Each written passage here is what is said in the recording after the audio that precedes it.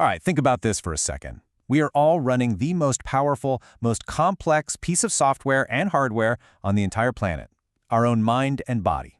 And yet, nobody ever gave us the user's manual, right? So this explainer, let's just think of it as that missing manual. We're going to map out the system you're already running so you can finally start working with it instead of constantly fighting against it.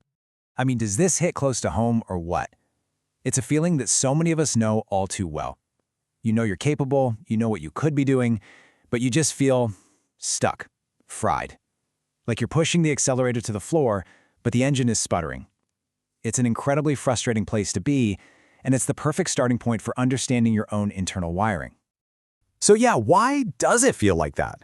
Well, most of the time, we take these moments of friction, procrastination, burnout, that wave of anxiety, and we interpret them as personal failings. We tell ourselves, I'm just lazy, or I'm not disciplined enough. But what if that's a completely wrong diagnosis? What if these aren't character flaws at all, but are actually just predictable system responses? And look, you've probably tried to fix it. I'm sure you've read the books, you've listened to the podcasts, you've tried all the latest life hacks. And hey, some of it probably worked for a little while, right?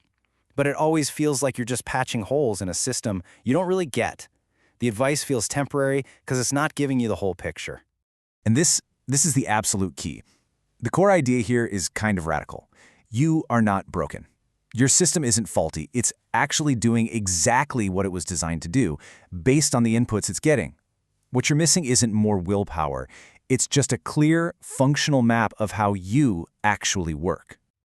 And that map is what we're going to call the human operating system, or human OS for short. It's just a really powerful new way to think, a mental model for understanding all the layers of yourself, from your physical body all the way up to your most complicated thoughts and habits. So what the heck is it, really? Think of the human OS as a practical guide to your internal layers, your human stack, if you will. It shows you how each layer is built on the one before it. And that reveals why, say, trying to change a bad habit might be impossible if your physical energy is totally drained. The goal isn't to become someone new. It's to finally understand the system you're already running. Okay, now check this out, because this visualizes the whole thing. At the very bottom, the foundation, you've got your hardware. That's your body, your energy levels. Right on top of that, you have the kernel. These are your core needs, your emotions, your deep programming. And only then, on top of all that, do you get to cognition, your thoughts, the stories you tell yourself. And it keeps going. That's all influenced by the social layer, the people and places around you. And then finally, way at the top, you have your apps, your habits and skills. See how everything rests on that physical and emotional foundation? This is exactly why just trying to install a new habit, a new app, is doomed to fail if the layers underneath it are shaky. All right, so let's do a super quick tour of this stack. And as we go, you have to remember the single most important rule of this entire system. When something feels wrong, you always start troubleshooting at the bottom. Always. So, layer 1, hardware. This is your body's non-negotiable energy budget. It's that simple. It's governed by 3 basic things: sleep, fuel, and movement. If this layer is underpowered, if you're exhausted, if you're hungry, the quality of everything else running on top of it is going to suffer. Period. End of story. Okay, next up, built directly on top of that hardware is layer 2, the kernel. This is where your deep, primal human needs live. We're talking about the drive for safety, for connection, for a sense of control. Your nervous system is basically scanning the world 24/7, asking, am I safe? Do I belong here? And the answer to that question dictates your entire emotional reality. And only now, after we've dealt with your physical state and your emotional needs, do we get to layer 3, cognition. This is your thinking mind. It's the narrator in your head, and its job is to create stories to make sense of all the signals coming up from those lower layers. Here's the crazy part. It feels like it's in charge, but most of the time, it's the last one to know what's really going on. Which brings us to what might be the most powerful law of your entire operating system. Seriously, if you only take one thing away from this whole explainer, let it be this: state first, story second. Your physical and emotional state always comes first. The story your mind tells you about that state comes second, usually as an after-the-fact explanation. And this illustrates it perfectly. Your system basically runs in one of 3 general states. When your hardware is charged up and your needs feel met, you're in a creative, connected state. You're open, you're flexible, you're curious. But when your system senses a threat, and that can be anything from a looming deadline to a weird look from a stranger, it shifts into survival mode. You get reactive, defensive, your focus narrows. And then, when you're just totally out of gas, you hit shutdown. You're withdrawn, disengaged, just done. So look at how this changes things.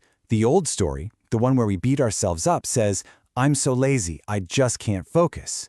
But the OS-aware state, it completely reframes it.